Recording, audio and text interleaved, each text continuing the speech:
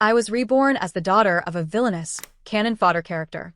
From the moment I could crawl, I sabotaged my father's plans. At 1 year old, I gave myself a fever bad enough to keep him from joining the big, bloody turf war. At 3, I engineered a fall that broke my leg, which made him miss his destined meeting with a heroine. By 5, I used a wild animal to derail his scheme to help the antagonist go after the male lead, Ethan Reed. And now, my father, the so-called cannon fodder, is shrieking like a man who has never learned the meaning of the word fear. Ethan, you son of a bitch, get your kids' hands off my daughter. Get them off her now. Imagine a man whose life was supposedly arson, murder, and every other crime, reduced overnight to a frantic single parent. Calling him a villain feels generous. In the book, the true enemy is a different kind of monster, breathtakingly beautiful, violent, jealous of the heroine, prone to rages that cut through everyone around him. He is the storm the plot circles. My father? He gets blinded in one eye, shatters a leg, and is tossed into the sea for shark bait before the main plot is even warmed up. He exists to push the real story forward, then vanish. So, villainous cannon fodder is the best descriptor he earns. Right, Dad? Damien leaned on the windowsill, cigarette between his lips, smoke wrapping his face and giving him a dangerous kind of charm. He was only 20, but he already wore the weathered look of someone forged in violence, sharp and self-possessed, too cool for the awkwardness of youth. A hero's face with a side character's fate, I thought. The system piped up in my head, matter of fact. Any man who pines for the heroine must be hot, even if he is cannon fodder, it said. Rule number 1. At 1, I was learning to walk, a wobbling bundle on legs that were still soft. I tripped, face planted into the carpet. My father had padded the house for my safety like a nervous fortress, but a few days later, he was scheduled to go to that arms deal, to get hit with shrapnel and lose an eye. That loss would later be the seed of his spiral into violence, the book implies, but the system warned me. You are not allowed to blurt out spoilers, host. The universe will silence you. Damien saw me toddling, cursed under his breath, stubbing out the cigarette, and opening the window. I come to my own room for a smoke, and you follow me in here? Are you that clingy? Get out. Don't breathe this crap. The smoke made my nose sting. I turned, covered my face, and mumbled, "Dada, stinky," before making for the door. He had to change his shirt and rinse his mouth 3 times before I would let him scoop me up. He gave me his mock stern look. Next time you see me smoking, keep your distance, got it? I patted his face with sticky little hands, half drooling. Say what you like about my dad being cold-blooded, he was easy on the eyes. I tried to form my first real words. Dada, stay with me these days. A toddler's grammar is a jumble, but he understood the intent and hugged me close.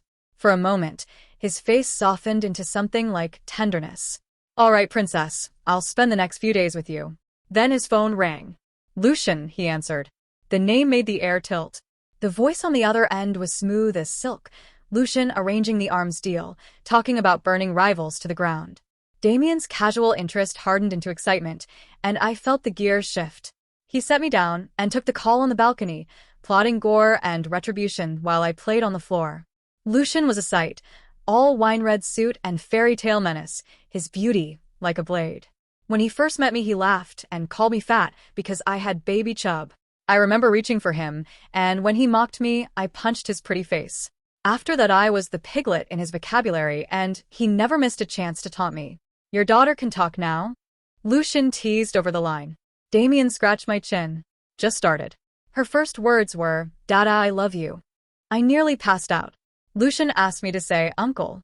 I answered with the one retaliatory phrase I had learned to deliver, Piggy, pig, because some grudges never die. The call slid back into business, knees and bones and burning enemies, the things Daddy loved more than he loved me. When he finished, he scooped me up and began preparing my bottle, but his promise to stay was already slipping. Sorry, princess, I have to go a few days. Be good, tell Mrs. Gable if you want anything. I clutched my bottle and begged, Dada, you know, go, stay with me, holding his gaze until he knelt and stroked my head. I can't, this is important. I stared until my body gave out. Defeated, I whispered, okay. But the system is generous, and I had one more trick. Hey, it whispered, do you have an item to induce fever in the shop? 3 days, no side effects, it replied. Perfect. Just as Damien was suiting up to ride out with Lucian, I popped the tiny pill the system had given me. Within a minute, A wave of exhaustion hit. 5 minutes later, my body felt like it was on fire. Mrs. Gable, our housekeeper, had just finished preparing my porridge. The moment she touched me, her hand recoiled. "Good heavens," she gasped, panic etched across her face, scooping me up and rushing to the car. The driver slammed the accelerator, tires squealing as we sped to the hospital. She checked my temperature, her hand shaking. 104 degrees Fahrenheit. My skin burned, my body ached, and I whimpered for my father. Frantically, Mrs. Gable dialed his number. "Sir, it's Chloe. She's running a high fever." The noisy background made his confusion palpable.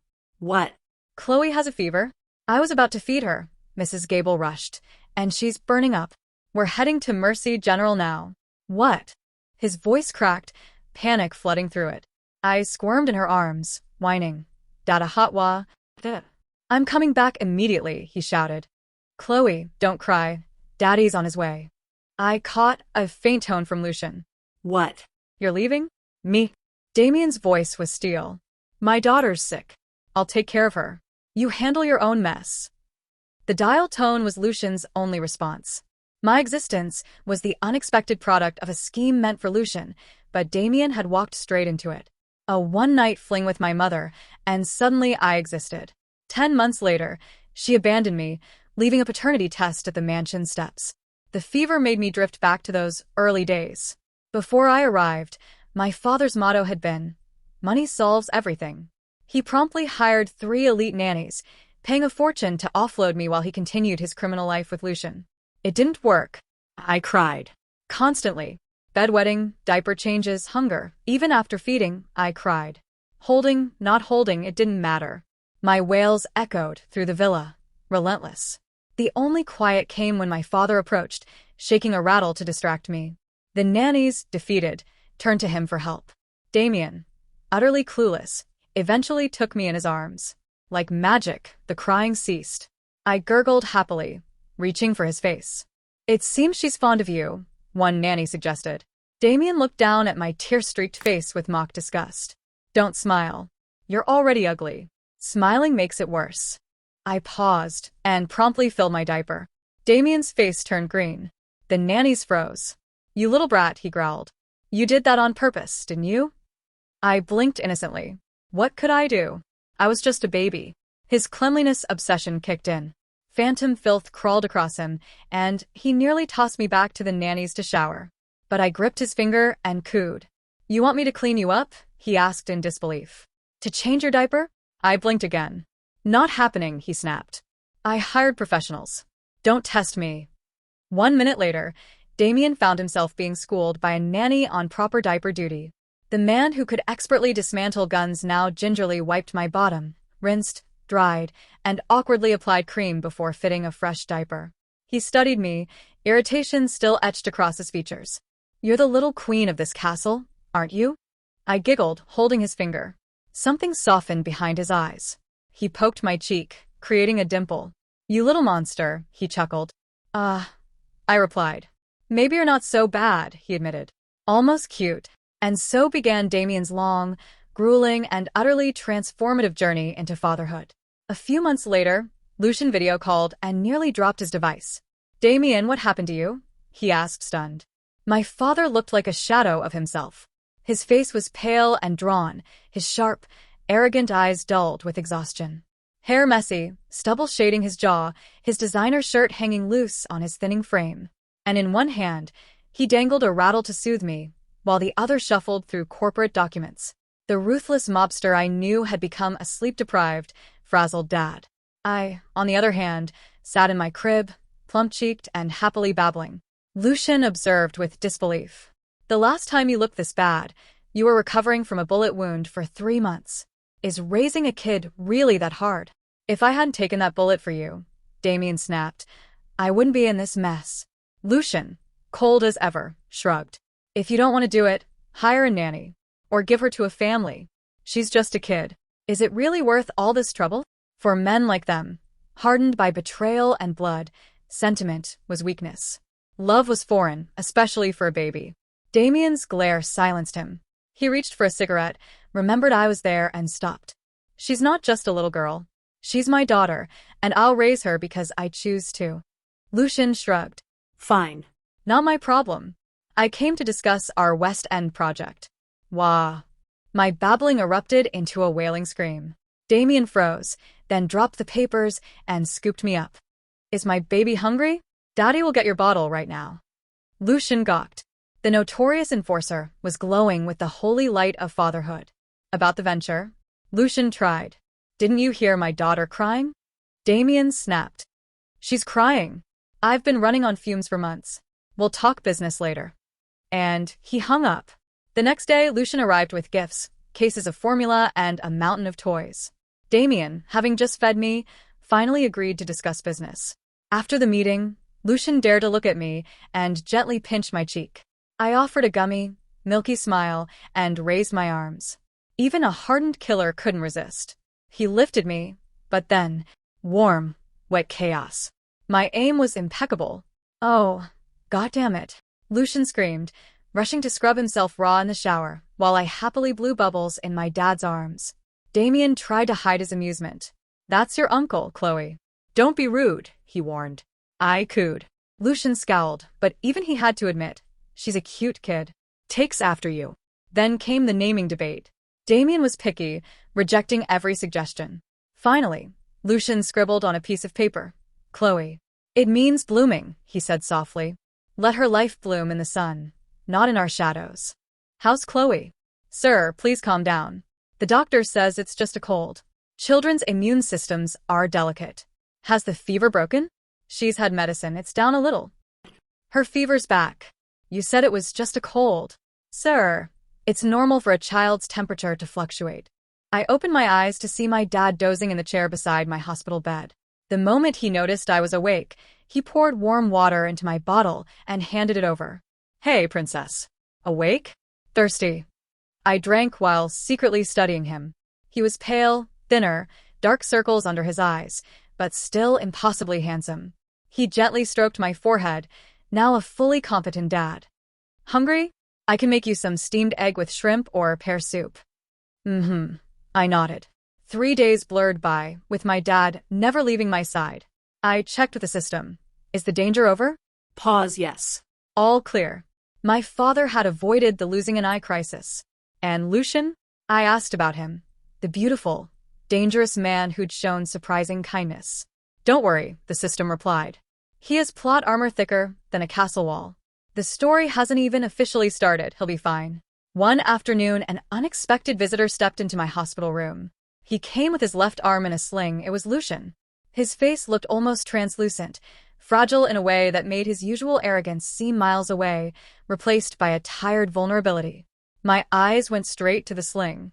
The system had said he'd be fine, right? Host, the system sighed, for a character this central, fine just means anything short of death is a plot inconvenience. My dad, busy preparing my bottle, frowned. You hurt? He asked. Lucian collapsed onto the sofa in the VIP room, waving the uninjured hand like it was nothing.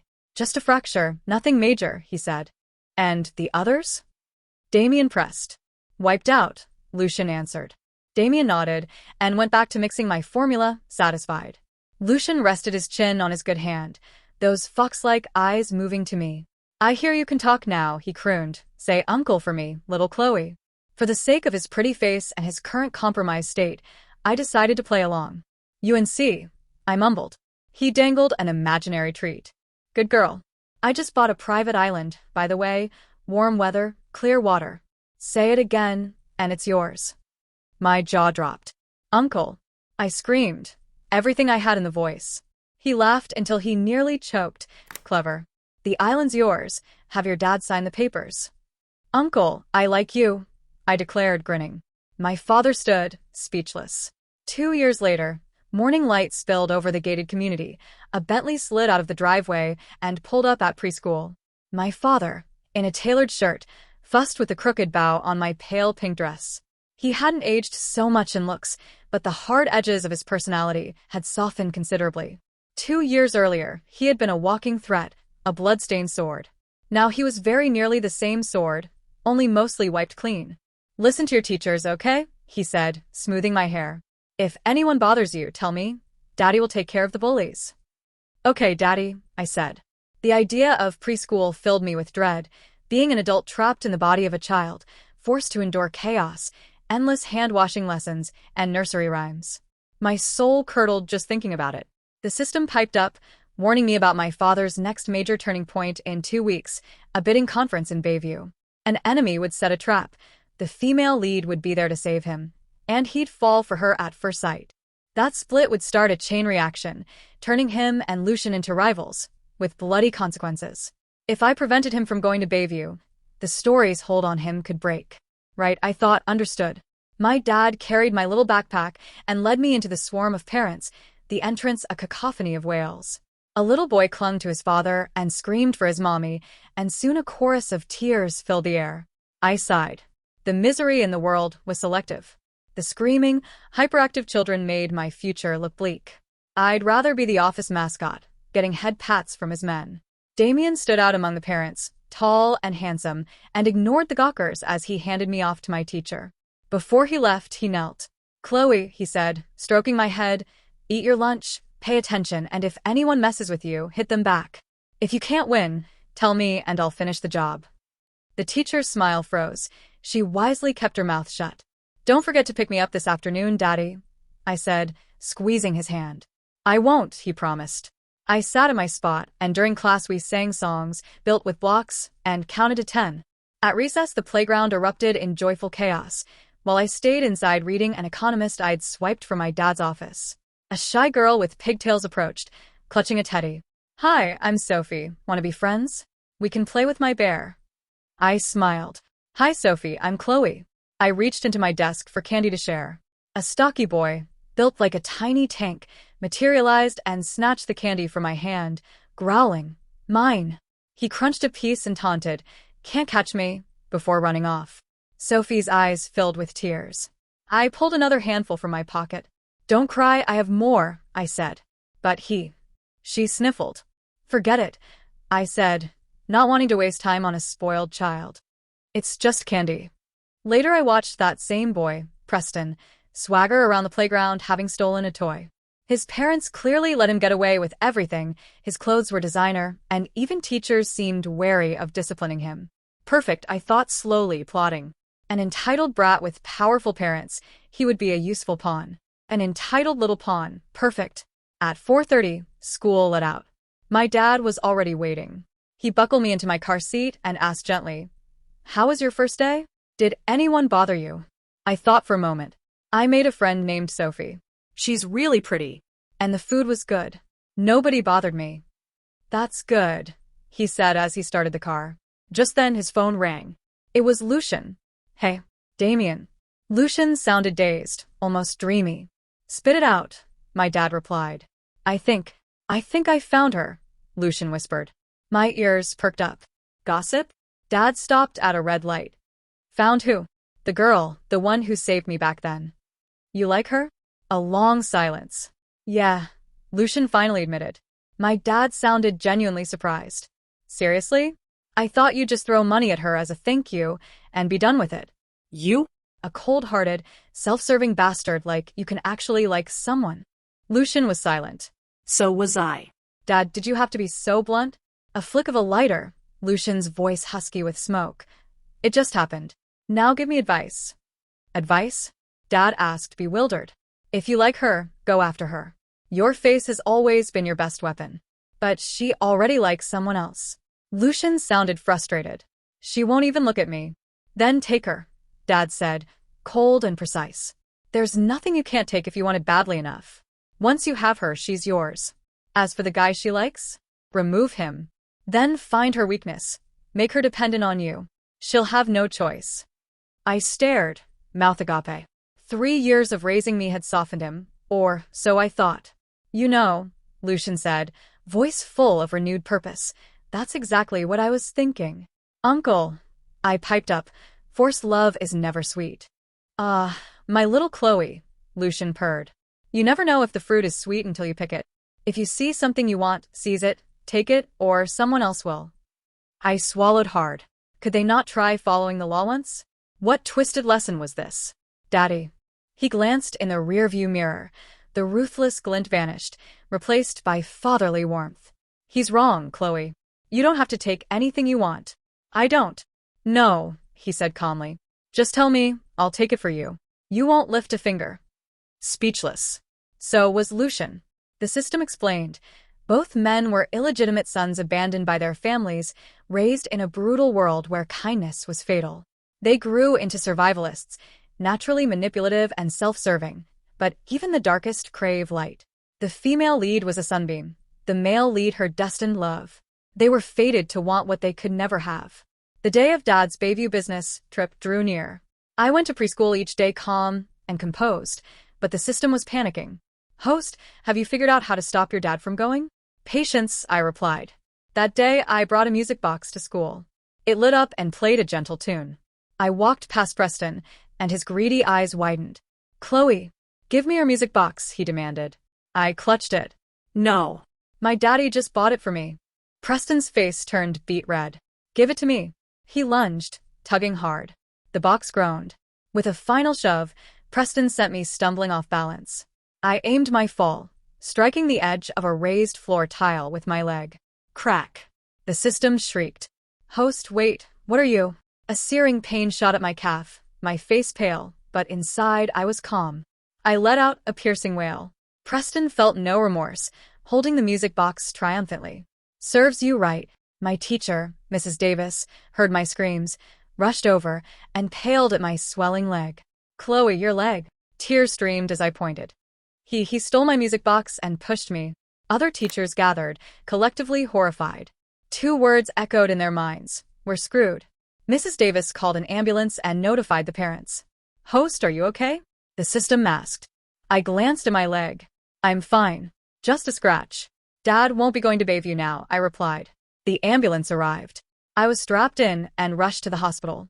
By the time Dad arrived, I lay in a bed, tear-streaked and pale, my right leg in a thick white cast. I tried to leap into his arms, but the cast held me down. A fresh wave of sobs shook me. Daddy, it hurts. He must have come straight from a meeting. His suit was impeccable, but slightly disheveled. Jaw clenched, face a thunderous mask of rage, killing intent radiating. Nurses trembled. He leaned over, gathering me into a gentle hug. It's okay, princess. Don't be scared. Daddy will make it right. The system hesitated.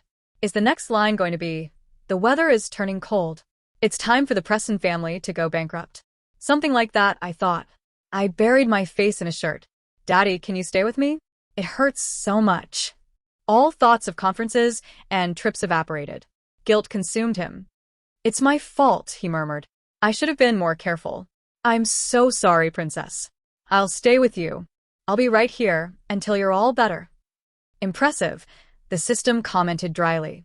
Mrs. Gable arrived, tearful at the sight. What kind of monster would do this to you? Dad's voice, dangerously quiet. Mrs. Gable, watch Chloe for a minute. I need to take care of something. She nodded frantically. I didn't care what happened to Preston and his family. All that mattered.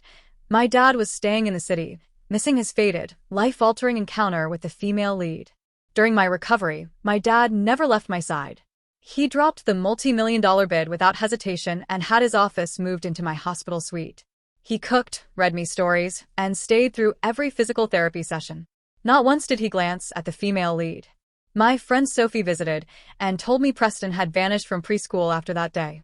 Dad was efficient, indeed. By the time I was discharged, I was healthy and had gained a few pounds. My dad looked like he'd wasted away. If it weren't for that impossibly handsome face, he could have passed for a zombie. Lucian visited once. He froze at Dad's haggard appearance, forgetting to ask how I was. When I marry Aurora, he muttered, we're definitely not having kids. Aurora, the female lead. I rolled my eyes. He hadn't even had a first date, yet he was planning a family. Dad snorted mercilessly. Married? Has she even acknowledged your existence yet? Lucian's face darkened.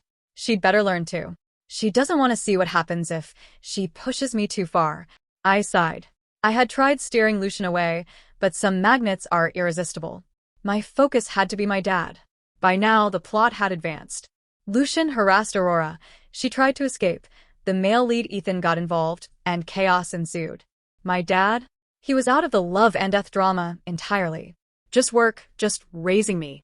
Having learned his lesson, Dad enrolled me in an elite private academy, full of well-behaved, wealthy kids whose parents warned them whom not to cross. My school life became peaceful. 2 more years passed, and our lives fell into a rhythm. Lucian waged turf wars. Dad worked and raised me. Lucian held the heroine captive. Dad worked and raised me. Aurora escaped. Lucian pursued her. Dad worked and raised me. Lucian went to war with Ethan. Dad still worked and raised me. One night, while Dad read me a bedtime story, news came that Aurora had escaped again. And so the princess locked the prince in a tower, took out the useless king with an AK-47, declared herself empress, and filled her court with handsome consorts. They lived happily ever after. The end. Go to sleep. I blinked. Wow. Ethan Reed, in Lucian's eyes, was a curse, impossibly strong, resilient, and unkillable. Lucian intended to take him down himself, but after Ethan foiled him and struck a major blow to his empire, he finally snapped. He came to our house. Damien, I need your help. Let's team up and crush Ethan for good. Dad agreed, and then promptly stood him up. Turns out I'd been followed by a stalker. Dad went berserk. He and his men neutralized the threat at an abandoned factory, left him to rot in prison, and personally ensured he'd be taken care of. When Lucian came over again, clutching a delicate bracelet in despair, Dad remembered. Oh, right. Do you still need my help? Lucian admitted defeat. It's too late. Aurora is pregnant. With Ethan's child. It's over. As if you ever had any hope, Dad pointed out. The system noted, sympathetically. The antagonist was pitiful. Dad's crises were over, and he hadn't needed to help Lucian. I dealt with the stalker. That was more important. Ethan and Aurora married. Lucian came over to drink with Dad, mourning his lost love. Dad, who had never been in a relationship, couldn't relate. I, having died single in a past life, couldn't relate either. But we respected his grief. Dad drank with Lucian, while I sipped juice. Lucian got sloppy drunk, beautiful face flushed, tears falling. He clutched Dad's sleeve. Damien, there's really no hope for me, is there? Dad gently brushed damp hair from his forehead, letting Lucian lean on him, like 2 wounded wolf pups finding solace in each other. They were brothers, partners, rivals, ruthless, ambitious, self-serving, but the first to offer a hand when one fell. A rare tenderness softened Dad's sharp features. Lucian, he said softly, you still have me. And Chloe, you will never be alone. Time passed. After countless conversations and a lot of emotional support from my dad and me, Lucian finally let Aurora go, and himself too. Ethan and Aurora had a lavish wedding, and she later gave birth to a son, Leo. None of it involved me, until Dad and I attended Leo's first birthday party. Lucian was overseas and sent only a gift.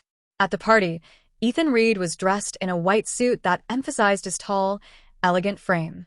Handsome in a refined, scholarly way, he hid sharp intellect behind a gentle facade, a polished jade to Lucian's blazing fire and Dad's cold, sharp blade. And, beneath the surface, all 3 were black-hearted. Aurora shone like the sun, bold, radiant, indomitable. It was easy to see why Lucian, Ethan, and Dad had all fallen for her.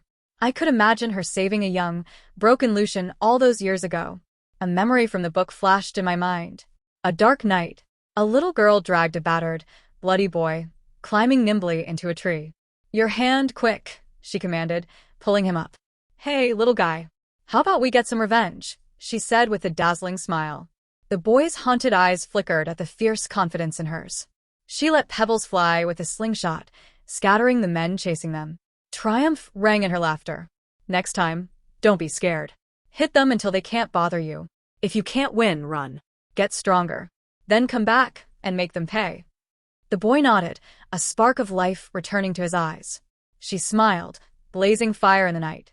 Fate, however, is fickle. They were never meant to be. At Leo's birthday, Dad noticed something. Chloe, did I ever throw a choosing ceremony for you? I hadn't. Dad felt guilty, though I reminded him how busy he'd been balancing business and organized crime. The guests buzzed about what Leo would pick. A pen? A book? An abacus? A toy car? Leo ignored it all, eyes locked on me. He crawled toward me, small hands reaching up. Before I could react, Dad's horrified screams split the air. Ethan, get your kid's hands off my daughter. Now. The baby flung his arms around me, clinging tightly. Pretty sister scared, he mumbled, first words trembling with emotion. My heart melted. Dad, however, scooped Leo up, glaring. My daughter is not for just anyone. Ethan calmed the boy and replied politely, it's just children playing. Dad forced a tight smile. The system whispered urgently. A thin, red thread of fate connected me and Leo. The choosing ceremony had marked me first. The thread existed, but because I'd broken my father free from the original plot, it wasn't strong. Destiny couldn't control me. I smiled. 7 and 1, separated by 6 years, not the same league. Time would decide. I placed a small silver longevity lock around Leo's neck. May you have a long life, full of health, peace, and happiness, I whispered, leaving the rest to time. On the way home, Dad gave me a piggyback ride. Daddy, when is Uncle Lucian coming back? I miss him. In a couple of days, he said. I wanted to ask him when he's going to take me to that island he gave me. I'll take you during your school holidays, he promised. Comfortable silence stretched between us. Your teacher said you got perfect scores on your tests. What do you want for dinner? Cola chicken wings, braised fish, and shrimp stir-fry. I rattled off eagerly. A warm smile spread across his face. You got it, Daddy. I love you. He laughed, deep and happy. I love you too, Chloe.